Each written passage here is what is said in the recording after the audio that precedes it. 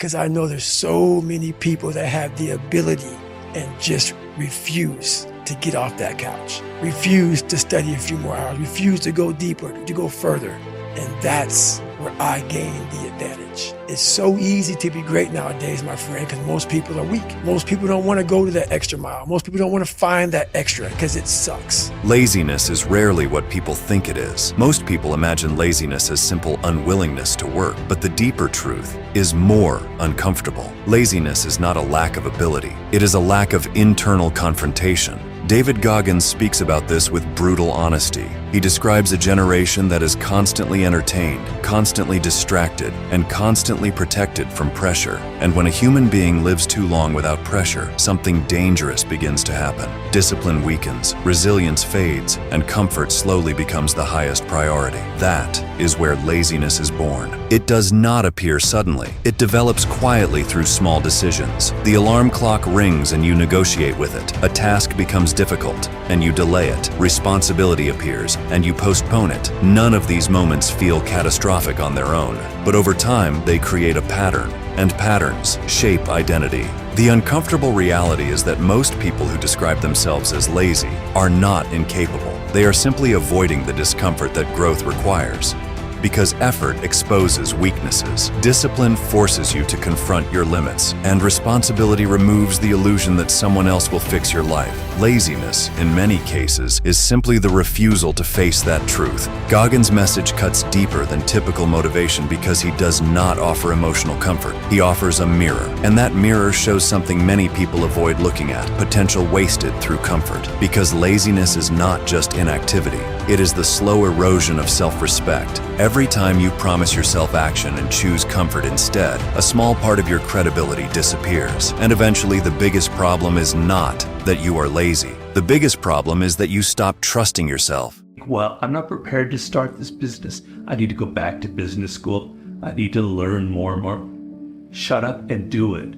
Just jump in the water. You will learn more by starting before you think you are ready. There is an ancient military concept called death ground.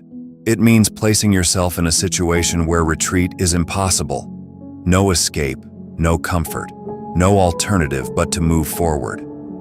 And strangely enough, human beings perform at their highest level when they are placed there.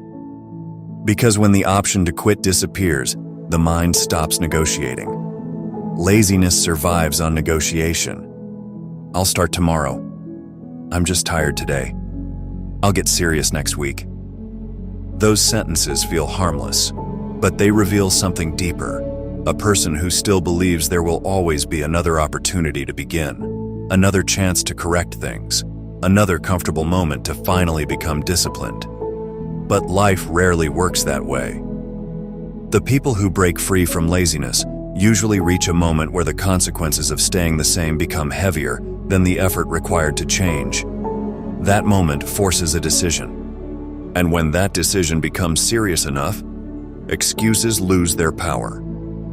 This is why some people transform dramatically after failure, humiliation, or crisis. Not because suffering magically creates strength, but because it removes the illusion that comfort is still an option. When survival, reputation, family, or purpose are on the line, procrastination becomes impossible. That is death ground. The uncomfortable truth is that many people never reach it because they keep cushioning their lives with distractions. Endless entertainment, endless scrolling, endless small comforts that prevent them from feeling the real pressure of wasted potential. But pressure is not always the enemy. Sometimes pressure is the only force strong enough to wake a person up. When the mind realizes that time is passing, opportunities are shrinking, and responsibility cannot be avoided forever, something changes internally. Laziness stops looking like relaxation and starts looking like decay. And once you see that clearly, the conversation in your mind changes. You stop asking, "Do I feel like doing this?" You start asking something far more serious. What happens if I don't? That question alone has forced more discipline into human beings than any motivational speech ever could. You are not lazy. You're scared. Scared to admit your dreams might be too much for you. scared to fail at what you're pretending to want, but don't actually care. Here's a fun fact. There's no such thing as a lazy person. One of the most dangerous combinations a person can carry is ambition without discipline. On the surface, it looks impressive.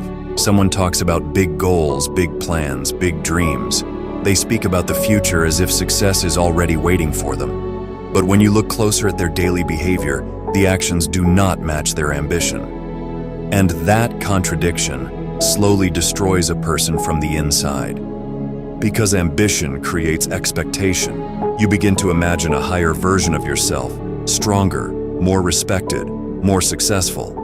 But when your habits fail to support that vision, the gap between who you are and who you say you want to become starts to widen. And the wider that gap grows, the more frustration builds. This is where many people become trapped. They are not lazy because they lack dreams. In fact, they often dream bigger than everyone around them. The real problem is that dreaming feels productive. Talking about goals gives a temporary feeling of progress. Planning feels like movement, even when nothing actually changes. But the body keeps the score. Your routines reveal the truth that your words try to hide. If your actions are small, inconsistent, and comfort-driven, then ambition alone means nothing. In fact, it becomes painful, because every day you are reminded of the person you could become, and the version of yourself you continue to postpone.